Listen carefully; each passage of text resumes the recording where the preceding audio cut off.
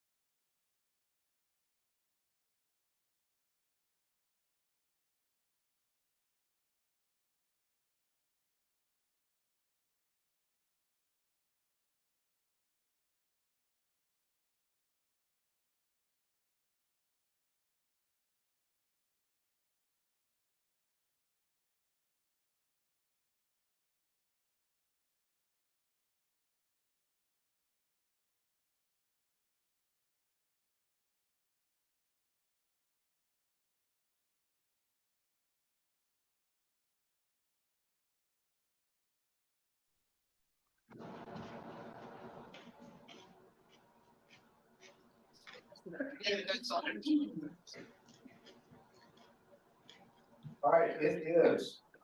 turn on your mic. Oh, right. Thanks. Sorry, I shouldn't have snapped at you. Directed. I'm the director over here. What's that over there? That's someone on Zoom.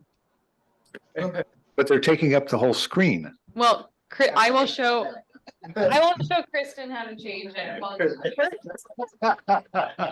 We were taking up the whole screen. So maybe we should plug our camera for Not your fault.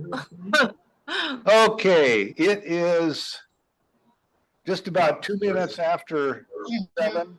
And so we're him. I can see my, slightly late today. And I'm calling this meeting to order right now. And roll call, I will take the roll call. see Tom? you showing your spirit. Catherine? And she isn't on Zoom yet. She said she was going to be on Zoom. Sally? Here. Bear? Oh, I'm here. I'm just reading the list. Gordon? Here. Oh, there you are. Bill Frey. Oh, by the way, before we go any further, we have a new member tonight, Bill Frey. And he's going to be valuable to all of us here for the next however long you're hanging out. I mean, years, not minutes. And Don, here. Okay, everybody is present and accounted for. And okay, did everybody read the agenda? Did everybody read the minutes Yeah. from the last meeting? Yes. Yes. Does anybody have any objections or corrections? Without any objections or corrections, we will approve the minutes. They are approved. Just click yes, click open. The is now time for public comment. And this Oh, is, pardon? Oh, all right. So if anybody has anything they would like to talk about that is not on the agenda, you can speak for up to 3 minutes. And please, when you come up to the podium to speak, please give your name and your address. so go ahead. How do I do it? Or we don't? Wait. No audio. Okay. I don't have it on. Oh, thanks. Okay, I guess you don't have to give your address, just give your name and whether or not you live in Bandon. Okay. Beverly Seltzer. We have 2 properties in Bandon. Come on, Nancy. And one of them, the interest is, we approached, Do you live here? yes, well, yes. I'm here 6 months out of the year, Close enough. but I have, we have a couple homes and I'm working on him to get him here permanently, but I don't know. But we are trying to, we know that the ADUs, they're trying to get some more. And we approached Public Works the other day to start it. And they mentioned something about voting on upping it from 600 square feet to 900. And I wondered how soon that's coming up. Or, So these guys forwarded a positive recommendation to the city council at their last meeting. And so it will be on the city council agenda, which I can't remember what day. I want to say September 10th. okay, Is that right? 12th, something like that? Sounds right. It's not on the 4th because that's Labor Day, so it's the following Monday. So they'll be making the final decision on it. because it sounds like based on that, we'd be prepared to add to an existing property. Okay, that'd be So- great. It's on, let's say. 30 days after adoption, it comes into effect. Perfect. Okay, thank you. Thank you. And glad to see you're building an ADU. All right, sir. Yeah, my name's Neil Barlow. I do live in Bandon. Don't people. I would like to thank everyone who put together Tuesday's downtown planning open forum. It was wonderful, and also the people involved to get it to that point. They had some really interesting ideas, and I think everyone should be commended on that. I would like to say we enjoy a large variety of restaurants and stores that would make most small towns envious. And the reason for that is tourists. So we need to recognize and encourage the businesses downtown. Hopefully with a comprehensive plan, we can maintain the character through thoughtful development. One comment I would like to make though is based on the plan shown, the project team are assuming that Marriott has been built, which is reasonable because that is going to have a dramatic impact on downtown. However, last time I checked the planning website, their application is still incomplete. So I was wondering if there's any progress. Are they making any progress on completing that application? So the planning department has 30 days once an application is submitted to deem it complete or incomplete. And from that point forward, the applicant actually has an additional 180 days to get us more information. So the only thing they had to do at this point was check a box and say they intended to get us everything they would need to make their application complete, but we haven't received any additional materials yet. Because, one concern, I hate the term, a corporation will say, due to economic environment, we have changed our plans. And then if we make a city plan based on a building that doesn't actually exist, I will let you imagination go forward on that. As far as I know, they've been meeting with us to get into the completeness realm to get before these guys, but so they're still working in that direction, but I think that's a point well taken. Because even if they get the application, it's probably going to be a while before that building even would exist. That's correct. Oh, yeah.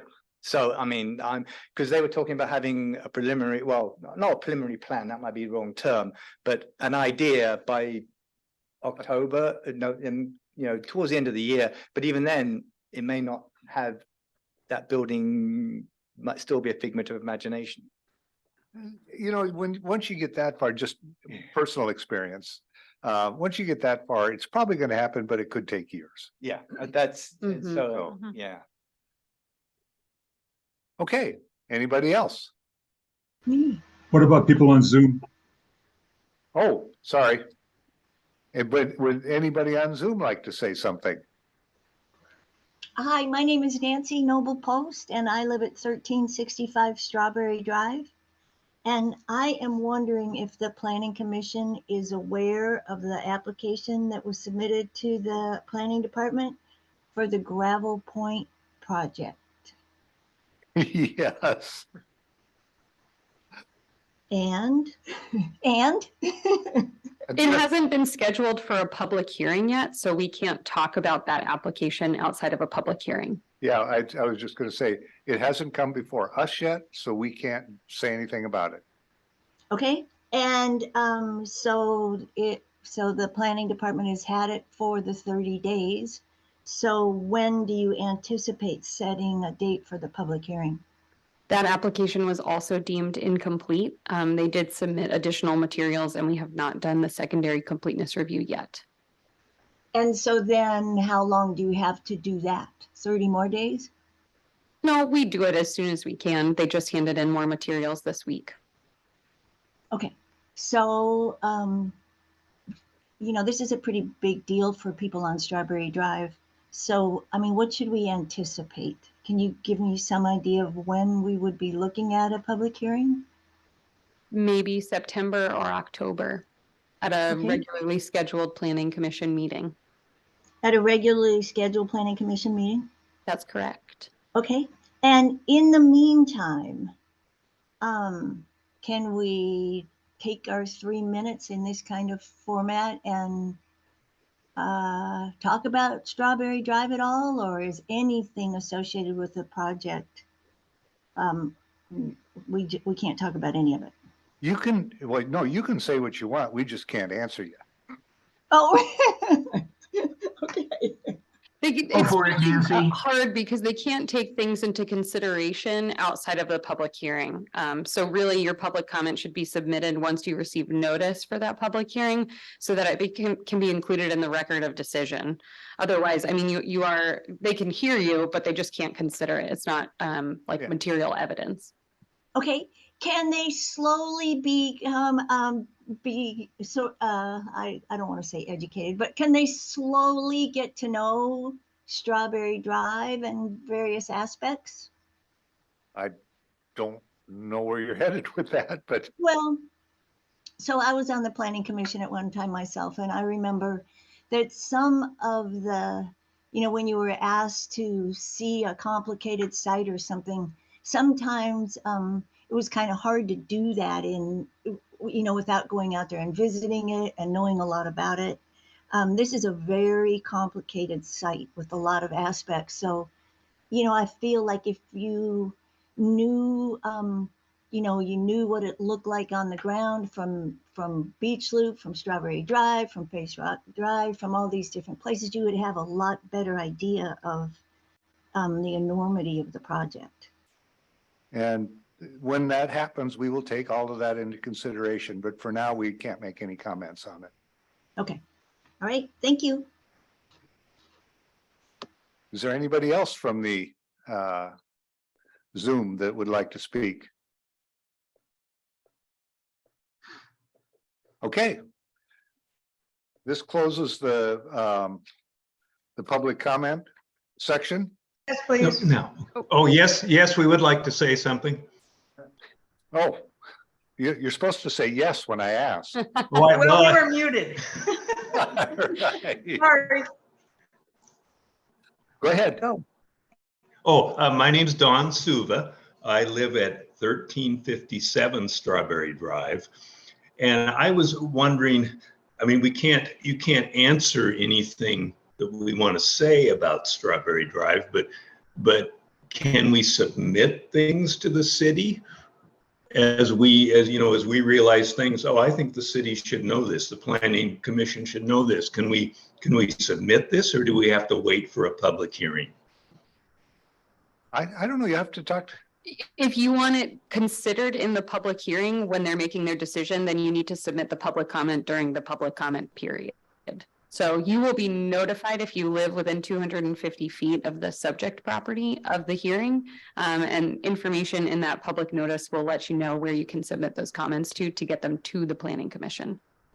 So if we submitted them to the city, the planning commission is not going to take The planning any department. heed of them. Planning department's not going to take any heed of what we would have to say. I mean, Unless we stood up in front of, unless we, either presented during the hearing. Is that correct? no, there's a noticing period prior to the hearing. So if you wanted to submit public comments, like what you're talking about, a written comment, you can submit it during that time. We write the staff report looking at consistency with the code. The planning commission is the decision maker on an application like that. Okay, and then what's that time period before the hearing that those would be accepted? So the notice is sent out 20 days in advance of the public hearing Okay, Is that by mail or email or? by mail. Okay. okay, thank Physical you. mail. Okay. Thank you. Mm-hmm. Well, thank you. Okay, is there anybody else? Anybody muted? You wish. I wasn't, just a little humor there. So at 7:15, we're going to close the public comment period, and we are going to go on to a hearing. Now, we have certain protocols we have to go over here. I now declare that this public hearing is open at 7:15 on August, 23rd? 24th. 24th, excuse me. I lost a day there somewhere. This is an official public hearing before the Planning Commission of the City of Bandon for an amendment to the comprehensive plan and Title 17 of the Bandon Municipal Code to address coastal public access. And actually, for all of you who don't know anything about it, it's pretty interesting. Applicable criteria related to this action are listed in the staff report available online through the city's website and as part of tonight's meeting agenda. Please address your comments to these criteria or the criteria you believe apply to this decision. I don't need to read this. No, the other Yeah. thing that's outlined, no. Okay, what does the staff have to report on this? All right, I've got a presentation for you. Kristen's gonna pull that up. So for those of you who were on the Planning Commission for a while, and those of you who were in the audience prior to today, you may have seen that we did do a work session on this topic previously. You can go to the next slide. So we're talking about coastal public access, and I put together this quick brief slide for you on why are we updating this. And it's interesting because I learned a couple things today when I was looking into coastal public access. So in 1913, Oregon declared that the shoreline was a public highway, which was the wet sand only, which I thought was so fascinating. So people used the coast to travel between cities. And in 1966, in light of a lot of development development happening that it sort of extended in our coastal towns out onto the beach. Oregon passed the beach bill, which actually moved that land that would be public up to the vegetation line. That line, now we learn, sort of migrates with time and gets slightly more restrictive over time. Oregon also has statewide land use planning goals, one of which is Goal 17, which covers coastal shorelands and requires that cities provide public beach access. Part of that is that we have to develop an inventory both of physical access sites and visual access sites, and then we have to have some level of protection. Currently, our code is pretty, our comprehensive plan is pretty light. We have the bare minimum that is required. It is the actual statement from Goal 17, just copy pasted into our comprehensive plan that says, yes, we agree to protect public access points. Recently, DLCD hired a specialist to work in this arena, and with her help and a bunch of other people, they put together some new policy framework that would strengthen the state's public access program. And then finally, we got a grant to do this, which is why we're looking at it. We did get money from the Department of Land Conservation and Development, which covered both my time to work on this and the time of that staff member who is an expert to help us craft this update. So I'm going to go through it briefly with you. You do have bigger copies of this in your packet if you want to look at it. So the first thing we did was do an inventory of all of the public access sites.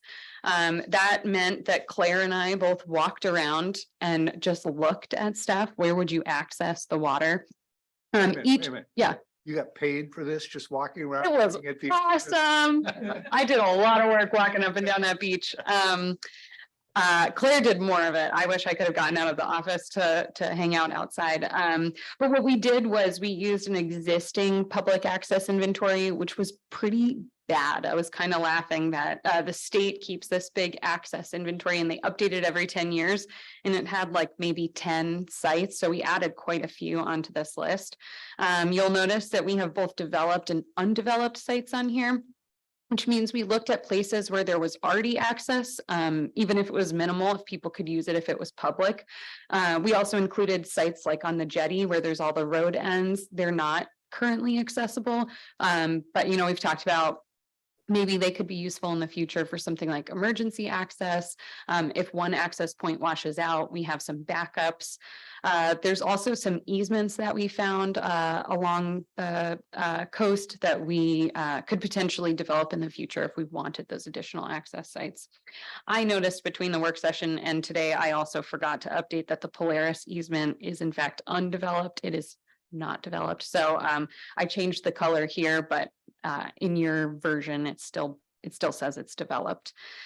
We also included the sites in Sunset City to retain those for future access. And then we developed an inventory, like a listed inventory that described the site in more detail. We contacted all of the entities that own these because the city of Bandon doesn't own all of them. Some are owned by the county, some are owned by U.S. Fish and Wildlife, some are owned by, quite a few are owned by the port. So we've talked with all of them to make sure that this information is accurate. After we had the inventory, we started to look at the comp plan policies and goals that we might adopt. So we added some definitions for clarity to make sure that, what we were talking about, this comes up a lot where when there's some question about how to interpret the code or the comp plan, we say, well, what's the definition? So we realized we had to update some of these to make them relevant for today. We also had some goals that I've listed up here. I won't read them to you, but generally we just wanted to, one, develop the program, two, find some sort of balance between the protection of cultural resources and the improvement of our and improvement of access to these coastal sites, encourage some equitable access. So you'll see a lot, we've talked about ADA access and ensuring that signage is available for all people. And then we also wanted to make sure that we were consulting with the local tribe because we know that this area was in particular very important to Native people in the area. So now is kind of, sorry, but the boring part, and I'm gonna go through the specific policies. I did do an abridged version for you, so you didn't have to read through all of them, and I am going to read them into the record so that everybody knows what we're talking about. And I'll just quickly state that we broke these policies down into like sort of subsections, and then we'll go over briefly next the how these comp plan policies are implemented into code. For those of you unaware, the comp plan is our guiding document. And I consider it more aspirational. It's, we want to do these nice things. And then we actually have to put them into our code to enforce them on any sort of development. So again, the policies, the first section was the city role and coordination. We wanted to be able to actually have a coastal public access program. So check, we're doing it right now. We want to maintain that inventory, acquire land and easements to increase public access when appropriate. Consider the negative impacts on cultural resources, maintain emergency vehicle access points, update our TSP, which we are in the process of doing right now, to include equitable access and accessibility, meaning looking at public transit routes that might take people to the beach so we don't have too many cars going out there. And adopt an implementing ordinance. So that's what I was talking about, having all of these policies then implemented. I'm gonna take a breath. Does anybody have questions about the city's role or our role in coordinating this? Okay. Then Actually, I have for people who don't have this in front of them, is there someplace they can look at this? Well- What I'm reading right here, what you're, so what you're giving a synopsis of. oh, yes, so all of this material is available on the city's website. Okay, So the what I thought. full version is in the packet and on the city's website under the project page. But I wanted to give you the sort of yeah, you're just giving quick us a synopsis. version. Yeah, so you have it in front of you though. Yes. There's a copy here in the audience if anyone wants to look at it. Okay. And on the city's website. Okay, and then recreation, those were develop access sites that include inclusive signage. So that was looking at you know, Bear and I talked about it a little bit earlier. It does in the language say, you know, have to have Braille and maybe different languages. I think one of the common things that I'm seeing now is the scanning a QR code. So we could consider changing the language to have something like that. I think that helps provide more information for people as well. So just an idea. Just if I could make a comment, what we discussed was, I was really curious as to why a sign next to a road has Braille on it. It doesn't seem to make a lot of sense, but we want to include as many people as possible on that signage. I think we also talked about, there's probably, this may be even a little outdated already, that there are a lot of like the text, the stuff where you can scan a QR code and it actually reads the sign to you. yeah, Which is something we've looked at doing with the library before. So I think we could add something in here like that. The other thing would be that the city has to collaborate with local tribes when considering any new access sites or making improvements and consider interpretive materials. We would meet or exceed ADA standards when developing new sites and provide parking, restrooms, and accessibility infrastructure when developing those new sites. And just a note, because this came up during the work session, this plan doesn't actually mean that we are improving any sites. And there's no, at this point, there's no funding to improve those sites, but it just means that in the future, we're setting the standard for what that new site is going to look like and what would be required of us. So we also had development standards. So this would be for anyone that's applying to develop land that is on any coastal shoreland. Shoreline stabilization would require that beach access is maintained during construction. Shoreline stabilization is like when people put riprap up or have to put up some other form of beachfront protective structure. If that was happening on a public access point or something that might impede public access, they'd still have to have a path through for people. It's probably not too common here in Bandon, but we wanted to protect ourselves. We also put that commercial development on the waterfront would be encouraged to provide public access to coastal shoreline. So if someone was developing a new site, we probably wouldn't want to require it because it may not always be appropriate, but we could at least encourage it. We would control access through the dunes. So any of the dunes that are there now are protected because they provide a lot of ecological resources for us and we don't want to ruin them. We would also require access at any port or marina development projects. That's already happening now, but in case there's someone in the future who's evil and wants to get rid of access to the river, we'd require it. We'd also encourage community docks rather than private mortgages. We have gotten this question a couple times on the river that people want to have a private dock. I never know how to answer them. So I wanted to add something in here that we'd at least encourage them to use a shared facility or share with someone else. So we don't have a bunch of single-use docks out there. Consider accessibility elements when developing emergency evacuation routes. So for tsunamis, that we would want to include some accessibility images or elements in the signage, and then protect archaeological and historical resources during development. So then we did also include actions. So that would be like our couple steps that we would take at the end to make sure that we're implementing this project properly. So one, develop a comprehensive public access program. Check. We are doing that by adopting this. We maintain the inventory on a minimum of decadal basis. So every 10 years, I think that's reasonable. Review and strengthen our implementing ordinances, which I'll go through in just a minute. Require that all development is consistent. We'd be doing that by implementing the ordinance, and then update any of our forms to include this information. So I'm going to briefly go through the code updates because they're essentially the same thing as what I just read, but in the implementing ordinance.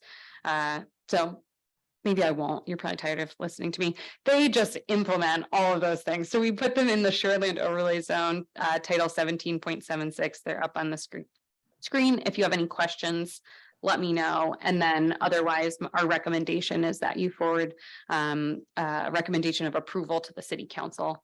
But please let me know if you have any questions or recommendations to improve this before it goes to them. Thanks. Dana, can we talk about docks for a minute? Sure. I mean, I think. No, well, just, yeah, but, yeah, go ahead. Thank you. So there's multiple times it's meant docks are mentioned. You just said that landowners would be encouraged to not erect single-use docks, but rather use public access docks or to hook up with an adjoining property owner or something like that. Yeah, that's correct. One of the things that I was thinking about when I read this was, well, geez, you could have docks all over the place. And is there any limitation to that? Or is it just a matter of it's my land, and so if I want to put a dock up, I will? And also, are we talking about properties that are butting up against the ocean, or are we just talking about the river? So I don't think you could put a dock on the ocean. I think that would be very unsuccessful, but on the river. And so there are also very few locations in which you could actually site a dock. The one that I think of that I think someone's asked before is the Brewer Building in Old Town, kind of by the next to the Coast Guard building. There's a vacant lot next to that. We've had people ask before, if I build something there, can I put in my own private dock? And honestly, I think for us, we don't have anything in our code right now that protects it. The one thing that I did put into the code update was that individual docks would only be allowed through a type 2 process, which allows us to use discretion and then use those comp plan policies to determine whether or not it would be appropriate at that location. So right now, there's nothing in the code that says yes or no. Okay. So this gives us there's no, when I think about a type 2 policy, there's no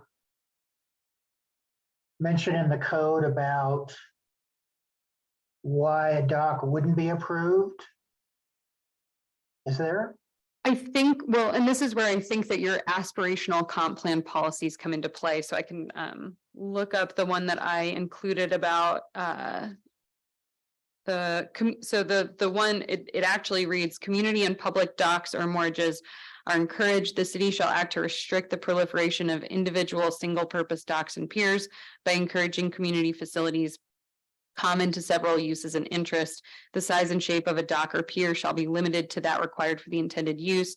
Alternatives to docks and piers such as mooring buoys, dryland storage, and launching ramps shall be investigated and considered. So at this point, they'd have to submit information to us, letting us know that they've sort of attempted to do anything else, and only as a last resort would we allow a sort of individual dock. We could change it to a type 3 process, though, if you want it to go to the planning commission rather than staff. Well, so there's no mention about if I want to build my private dock. There's no mention about environmental concerns or Well, safety those are concerns. those are covered separately. I would say in the comprehensive plan, and I don't have those in front of me, but anything that would be out in the water would be located in the water zone, and they'd also be subject to the other requirements of the shoreland overlay zone, not specific to public access. So I think there would be other comp plan policies that would cover that. Dana, I just have a question in regards to that. Does the state also probably have Yes, my understanding is guidelines? they would have to have some sort of permit, and I'm not sure if it's the Oregon Parks and Recreation Department or some other entity, but yeah, we wouldn't be the only permitting agency to allow something to be located in the water, Right. because we don't own the water. Yeah. Well, plus the other thing is that I'm betting, and I don't know this, but there is at least one federal agency that would have jurisdiction there too, because since these are Yeah. navigable waters of the United States, so probably Army Corps would have to approve. And there's another one. Anyway, so I think you're right. there's a whole layer from feds on right down to local before you could build a dock in a public right-of-way water, Sure. navigable waterway. I think though, it wouldn't be out of the question to make it a type 3 process, to make it a conditional use. I'm thinking that that might be a good idea. Yeah, that probably is. Because then you have a little bit more freedom in the code, even when it's a conditional use, to place restrictions or make determinations there. So Mhm. we can do that. Okay, Anything else? Another question. Dana, Yes, you ready for this one? I'm ready. Okay. Geomorphology. Yes. Is there a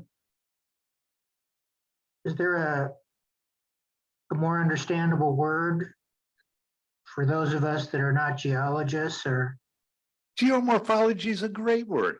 I don't have- think it is, but I was just going to Google it. Should we define it? It's lovely. Well, let's take a look it up. I took a whole class on geomorphology. I know. Well, that's why I mean, it's a word that I'm familiar, Bear and I are familiar with because we're both geologists, but we could define it in the code. I'm trying to think of a better word to use other than geomorphology. Do you have any suggestions? I'm thinking it's such a great word. Yeah. It's a great word, but it depends on whether you want people to understand your policy or not. That's No, we don't want them to understand it. Oh, Then we can call it whatever we want. we want them to have to call the planning department to say, what the heck is geomorphology? Is that Hopefully right? they know how to use Google. I'm kidding. Where in the code? I don't even know where I put it in here. I guess I should look. Actually, I don't recall it either. I didn't recall seeing it, but It's on Gordon, do you- page 8 of 8. The fourth paragraph, the last paragraph is about 3 lines down. Oh, that's just me. I don't know, bloviating in my staff report about, it's not in what we're actually adopting. It's just what I wrote in my findings. I can cross it out and use something else for the city council if you think that would be more appropriate. I consider that to be sort of like a part of policy.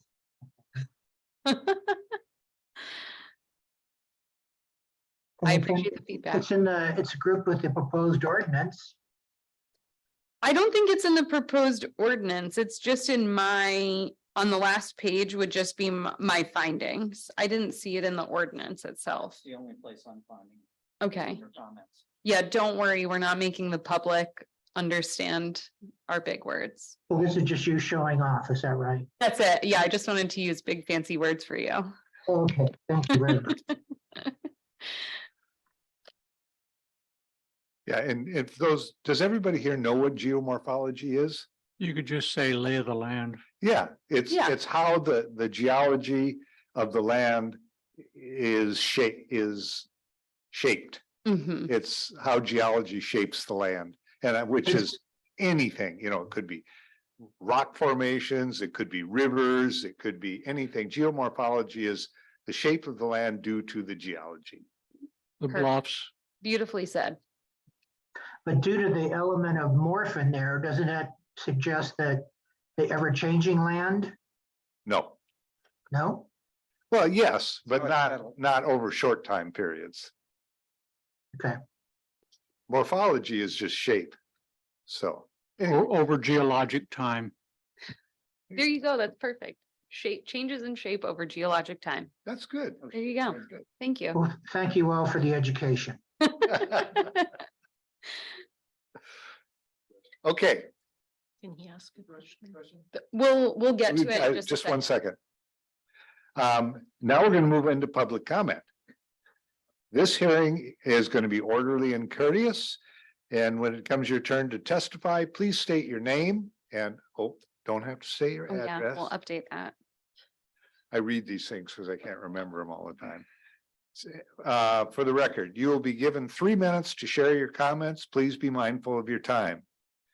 First of all, let me say, for those of you on Zoom or on your computer at all, click on the raise hand feature for the controls in the webinar controls. This will notify the staff if you raise your hand and you would like to speak. City staff will unmute your microphone when it is your turn to provide public comment. A prompt will appear to confirm you would like to be unmuted. Once you accept the prompt, you will have 3 minutes to provide your public comment. Once it has ended, you will be muted again. Is there anybody on the phone? I don't, Then we'll skip I that. don't see any. Okay. Now, you would like to say something. Please come up to the podium and state your name. Jeff Seltzer, 1175 6th Street Southeast. I have a question regarding coastal access over private land and what the policy is on that. If there is a well-established pathway that runs over private property to the beach, is that generally available to the public? So you're probably asking me a little bit of a legal question right now, which I am not a lawyer and not qualified to answer. I would say there are some areas, like I mentioned on that map, that show public access easements. So sometimes there's private property with an access easement over it, which would then allow public use. Okay. But there are also probably areas in town where there's private property that people have walked on Mhm. that doesn't have a public access easement. Oh, okay. And that would not be covered by this ordinance. Right, so where the easement exists, then that's pretty much guaranteed so that the owner can't just abruptly close it. That's correct. And that is sort of the purpose of all this too, is to protect those and to encourage the city to actually get more of them. Are the easements drawn on your inventory? A little dot is drawn where they are. If you wanted the actual location of the easement, we do have them. But yeah, there's a copy there if you wanted to look at where those easements are located. Thank you. Yeah. Okay, is there anybody else? Anybody on the computer? On the internet? Okay. Okay, are there any commissioners who wish to ask any questions? Or make any comments? I have a couple editorial comments. Oh, please. It's the use of acronyms Oh, document, and they're inconsistent, but also If you could spell out what the acronyms stand for. I appreciate that. I will do that and I can see them without even having to ask where they are. So thank you. We can make that change. I'll go through it. And you know, I understand that because sometimes they're acronyms you use so much, doesn't even occur to you they're an acronym. I you know? forget. Yeah. They're a word to me at this point, but yeah, no, that's a really great point. What else Good you got job. for me? Let's see. I think that might be it. Okay. Thank you.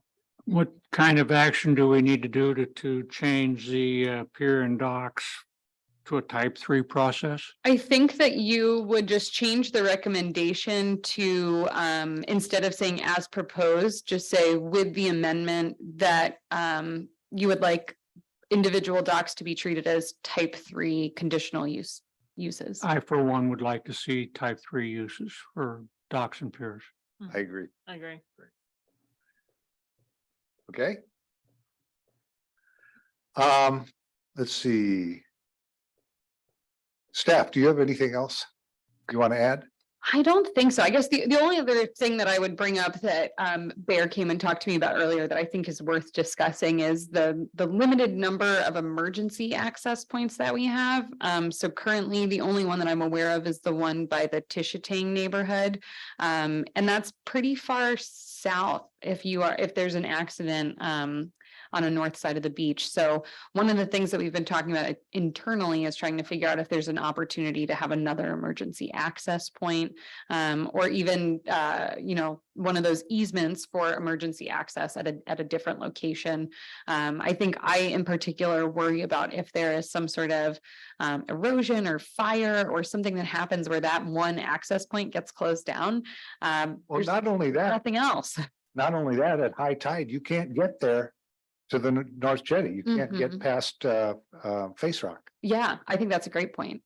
And then the other thing along the same lines, because of the geomorphology of our coastline, we don't have any place that would really be appropriate for ADA access. Some other beaches have, I forget what they call them, but they're essentially mats that roll out and then you can use a wheelchair on those mats.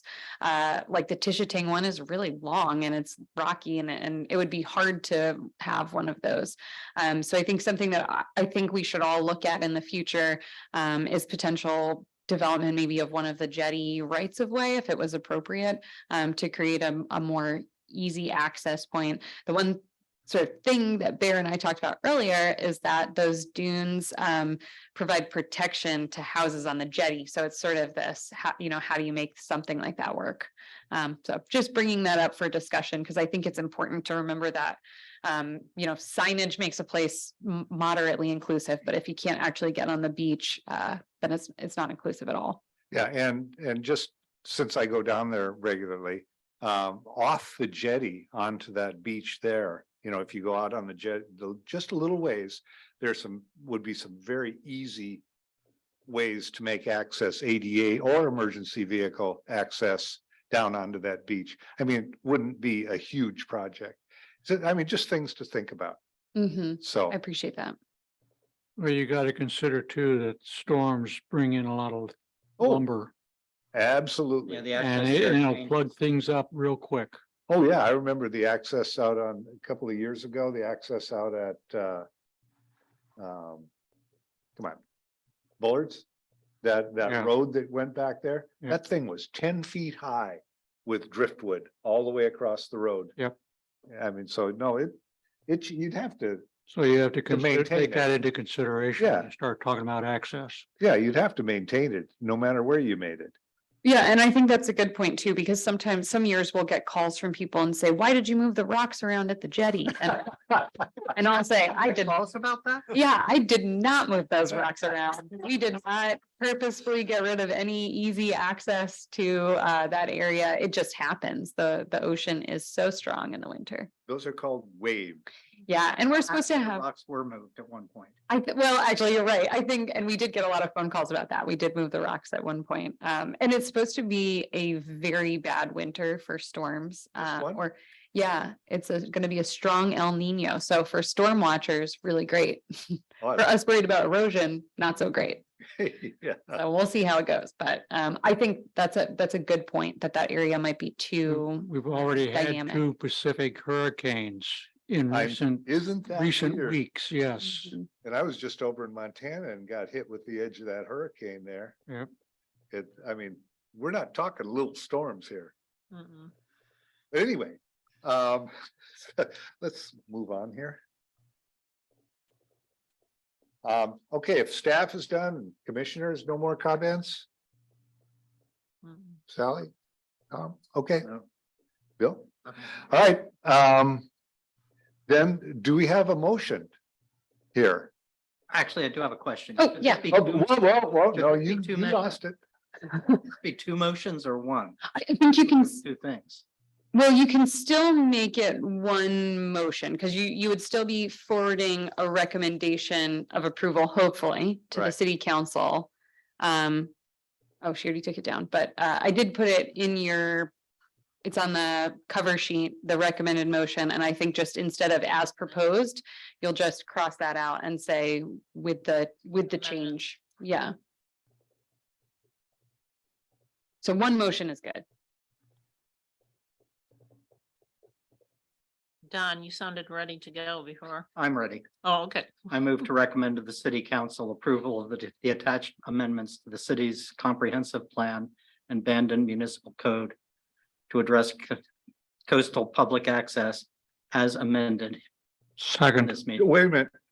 Did you want to add to making it a type 3 instead of? So that's what I said as amended, and Oh, I as think we can amended. agree or clarify for Richard, the amendment was to make individual docks a type 3 conditional use. Right, Docks I'm and sorry, I piers. missed that. Okay, Docks and piers, yes, thank you. okay, very good. And we have a second who is. I seconded. Don has seconded it. Mhm. And, well, let's have a vote. All in favor? Aye. Aye. I- All opposed? I'm hearing nothing, so it is passed unanimously. Yay, thank you. All right. Well, that was good one. I enjoyed that.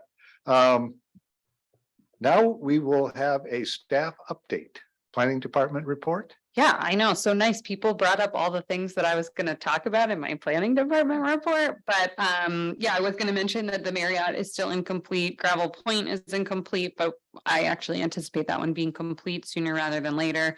I did mention in here that if we didn't have any public hearings for the September meeting, I was curious if you wanted to still hold a meeting, if there were any topics you wanted to discuss or study sessions you wanted to have. Otherwise, we can cancel it. I don't know if we'll have a public hearing or not, so I just wanted to get everyone's feeling on that. When will the public hearing be for the port type proposal? For which one? The port, the things that are going to have, the port wanted seaweed. Oh, the aquaculture. Okay. Yeah, I was like, why am I not following? Sorry. I have to do the notice for that one. So we have to notify DLC. My guess is that's going to be October or Okay. November. Yeah. And also in October, during our normal planning commission meeting, the Oregon Planning Conference is happening. So we'll have to move it a week before if everyone's available. I'll send out an email about that one. But I'm not hearing whether or not, you can let me know. How about that? If there are topics that you'd like to discuss in further detail, we can still hold a September meeting and have a study session. Otherwise, we may cancel it unless we have public hearings. The other thing I was going to bring up was the downtown streetscape plan. So I know a number of you attended the open house that was held on Tuesday night. For those of you not there, we have a consultant team that's preparing a downtown streetscape and parking plan in the Old Town District. We did create a project page on the city's website. It's on the planning department page under something like long range projects or something like that. And then I mean, you can also type in downtown streetscape plan. I did put in all the slides that they had at their presentation and the boards that they had up that people could provide public comment on. If you didn't get a chance to provide public comment that day, I encourage you to send us an email. We're looking for as much feedback as possible. It sounds like we may be sending out a survey or having some other opportunity for interactive public comment, and we'll have another community meeting in, I think, late September. I think it was very cool. I'm curious if anyone has any feedback you can tell me during commissioner comments. The other thing was, I think I let you know last time, but in case I didn't, I did apply for additional funding from the Department of Land Conservation and Development to sort of do that part 2 of our housing needs analysis and buildable lands inventory. So during the last biennium, we got funding where we put together the sort of economic research and the GIS data about what land is buildable and what our housing need is. The second part is we have to adopt that through some robust public involvement process, and then also develop code that we will implement to make us have more housing, hopefully. So we'll find out about that soon. We also got funding to do a beaches and dunes update. So we'll be looking at the mapping for that, pretty similar to this coastal public access. And then the sad thing on my planning department report is that this is Kristen's last meeting. She's moving and we love her and we'll miss her so much. And she's been a great support to me. And I think to everyone in the community, there's no one who talks to angry people better than Kristen does. So I hope everyone wishes her well. She's moving to Ashland. And so I feel grateful that she's at least moving somewhere really cool that I can go visit. We are looking for another person in the planning department. And so I will keep you in the loop on what that looks like. Do you have any questions for me? Yes. How much notice would you like for that training on the 8th? I just have to RSVP for you. So if you, I would think they probably just want to know how many chairs to put out. So I think 24 hours is acceptable. Okay, thank you. Yeah. I'm one. You would like to go? I'm in on that, yes. Cool. I will make a note.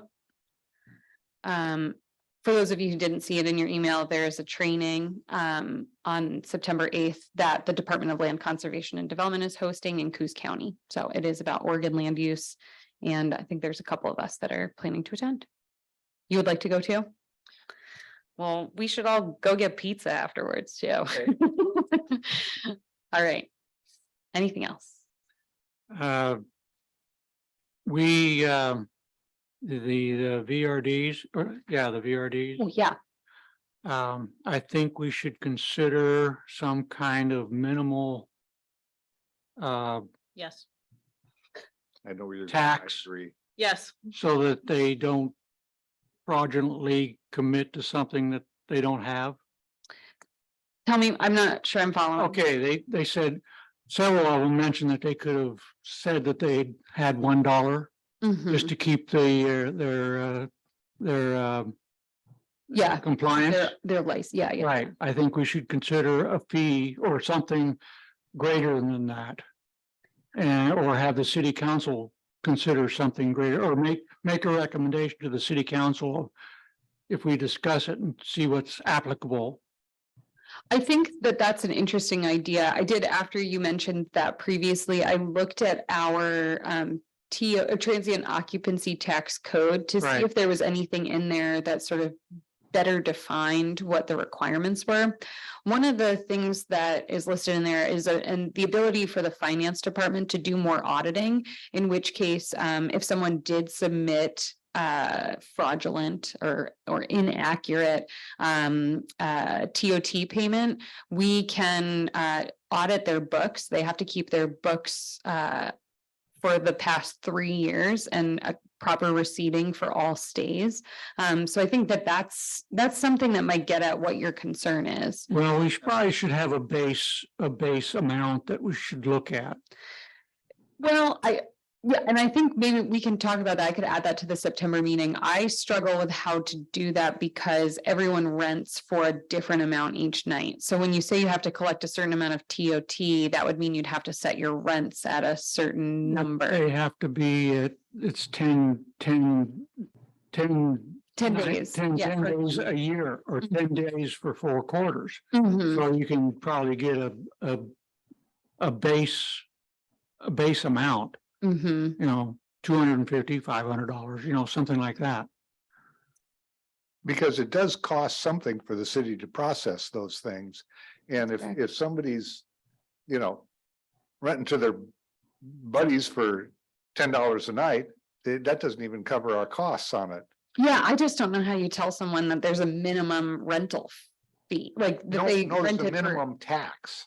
Yeah, but the tax is based on the nightly room rental. So then you'd be essentially setting a basement for what a room would cost. But you're giving them the choice of what they charge. If you're just saying the tax is a certain amount, you're not choosing how much they charge. Yeah, they You're just, just saying this is what the city expects, because there are other people that might really want one too, but they're taking a spot. Mm.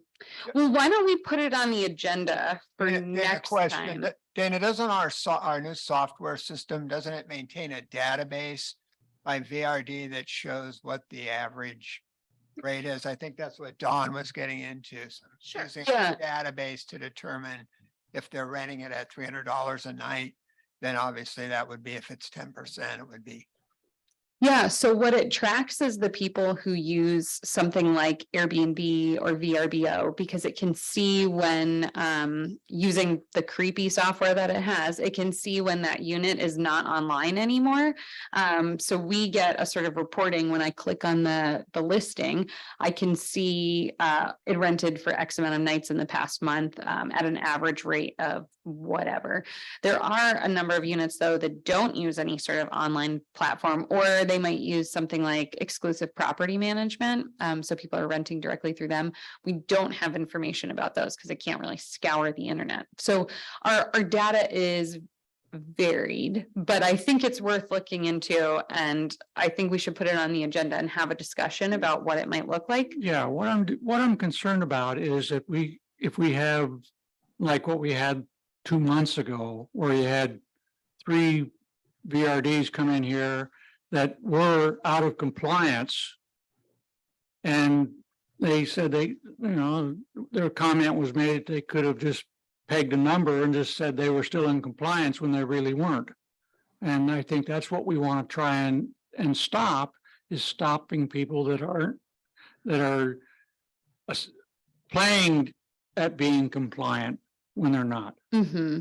Yeah, and we may be able to accomplish that through a minimum tax, or we may be able to accomplish it through auditing. So I'm gonna look into it. I'm gonna see if, and also if you guys can look and see if there's any other codes that maybe get at something like that, that might be helpful. I like a minimum tax myself. Yeah. Dana, I would also wonder about what's the finance department's feeling about your offering for them to do extra audits? You know, I mean, do they have the resources for that? Well, I So, think it's something that's been on their list of things to get to, because we have talked about it internally, just to make sure that everything is working as it's supposed to. So I could maybe push them to see if that's something they can do sooner rather than later. We did just get a new accountant who's taken, I think, quite a lot of the load off of the other finance department staff. Well, I still have a problem with that, in that, you know, they might have 3 quiet quarters, and then they'll have a banner 4th quarter when in the planning, and you're looking at them for the first 3 quarters and they haven't done anything, and you're starting to say, well, maybe we ought to send them a note saying, hey, you're not doing what you're needing to do, and through their own actions, they've got a banner 4th quarter. Mm-hmm. Yeah. I don't think the city needs to be monitoring that and trying to tell them you're out of compliance 3/4. Mm-hmm. You know, I'm for a minimum tax each year. Mhm. That's what I would vote for, but Well, I'm gonna look into to see if we Okay. can even do something like that. I Yeah. will look. I have a question. She'd like to make a comment. Can we still do public comments? I think that's up to you. Oh, yeah. I go don't ahead. run the show. Yeah, but you're the one who knows all the rules. Oh, I mean, I think you can do public comment at Yeah, any go point ahead. during here, during this. Sorry. My name is Kathy Frey and I live here in Bandon. And just to your comment, the first thing that came to my mind is, could that then be an unintended consequence to someone saying, okay, if there's a minimum tax of whatever, $1,000 a year, could they then say, given the point to those 3 people who said, oh, I could have just said anything. Well, doesn't that then, or couldn't that then make them say, oh, here's my $1,000 because that's your minimum. And even though I didn't have any rental, now you're kind of giving me permission to just pay a minimum and not have a rental. So that was the first thing that came to my mind was, could that then kind of have a consequence that gives the permission just to pay a minimum amount and not really have any rental? So that was just my thought. I think this would be a fascinating topic for next agenda. I think it's great. I think it's totally I worth would love talking to have about. This discussion Mhm. because I have answers to yours, but I'm not going to get into it tonight. I mean, I don't know if they're answers, but I have Comments? comments about, Yeah, what I think you if we said. want to have a discussion, we should put it Yeah. on an agenda before we discuss. Okay, well, do the commissioners have any comments? I just had one more. I just wanted to give you No, the, we're not sorry, the No, I'm appeal. done. No, you skipped over 6.2. Oh, I did, you're right. It's just a very brief update that one of those vacation rentals was appealed, your decision to deny them continued use of the property as a vacation rental was appealed to the city council, and the city council affirmed the planning commission's decision. So they did not overturn it. It was denied. And I was Hooray. very pleased that the council Hooray. backed us up. Me Yes. too. So. Thank you for giving me my last minute. Right. Okay, any more commissioner comments? I do. I have 2 of the houses in Bandon and I hold the mortgage for. So somebody thought it's a Vacasa. They thought that I had a vacation rental, which I don't.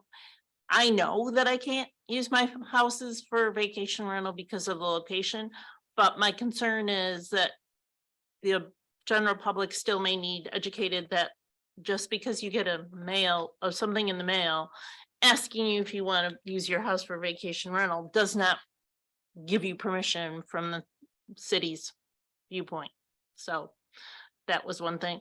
The other thing is I am concerned, and this is probably not the right place, but the Fillmore Light 101 intersection between driving it and walking it, there have been so many close calls for me with people not doing the right thing. And I'm concerned about the safety of that intersection. I wish there was more signage where it reminds people that pedestrians have the right of way and no left turns just because someone coming at you is making a left turn because someone else could be going straight.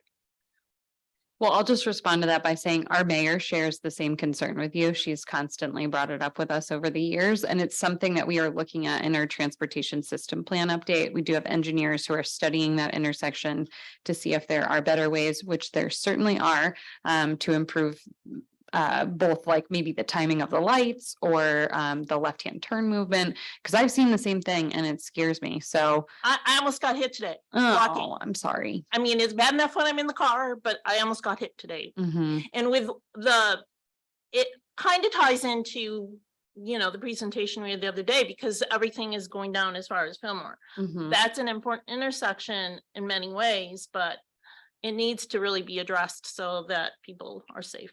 Yes, agreed. Thank you. Same thing goes at 11th. Yeah. I've had similar incidences where Yes, they turn right behind me. Mhm. yes. That one is also being studied as part of the PSP. Okay. So any of the intersections with Highway 101, ODOT is providing us with data. And then we have a bunch of traffic engineers who are looking at how we might redesign those intersections to make them safer. A longer walk light before the green light Yeah. Probably be work. Yeah, I'll just say anecdotally, I just got back from a trip to New Jersey and people must love to run red lights there. So there is a very long period of time between when the red light changes and then the green light appears elsewhere.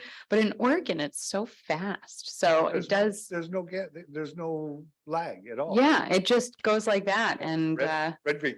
it Mhm. doesn't feel very safe. Somebody's got the walk, Oh, yeah, the walk sign might delay it. delays a few seconds. One of the problems though is the car with the green light. If you're walking across the 101, they have the green light to go. They don't always pay attention to the fact that the pedestrian has the right of way. So I'm not sure how to solve that. I'm not an engineer. I'll bring it up with them and see if we can get a response or an update on what that might look like. A longer lag between when the walk light goes on and the green light or the same direction comes up. Yeah, there are other solutions too, but Yeah. I like that one, but Yeah, they can time, they time those things all the time. And they change the timing on them. Speaking of traffic safety, and not really a planning commission issue probably, but Dana, do you know if the police department has rectified their software issue? Apparently they upgraded or changed it and they were having some issues generating reports. I'd be interested to know what the rate of citations being issued this year is. We've kind of That's a great question, and I'm not sure I have a complete answer to. I knew that they were also having a software issue, and that was because they were updating. I think the whole county was moving to a specific new type of software, and from what I heard is it was not user friendly, to say the least, and more expensive. So I will find out though. I think that's a great question because I know for a while, Officer Whitmer was on quite the roll, writing citations, and especially in the summertime, those seem to increase with the number of travelers we have. So I'll find out. Thank you. In regards to the presentation, I appreciated all the information we were given. You're welcome. Be to provide it. are there any other comments? I mean, I guess I would just say, good luck, Kristen. Yeah, All of us, I'm sure. And I think it looks like it's an exciting time to be on the commission. There's a lot A of lot of stuff. happening. potential changes. Mhm. So I think how we all manage those changes was going to determine what Bandon's going to look like for the foreseeable future. So looking forward to everything coming down the pike. I think it's very true. I mean, at least from what we're seeing in the planning department, I feel like we used to just see a lot of single family dwellings coming in and there's just a lot more complex and nuanced projects that are coming across my desk. So that means you all are in the hot seat to make good decisions, Well, that's hopefully. why we brought Bill on. He can make. Yeah. Smart. All right. Okay, Good well, luck, Kristen, in your new adventure. yes, we'll miss you. okay, it is approximately 10 after 8 and the meeting is adjourned. Thank you. Hey.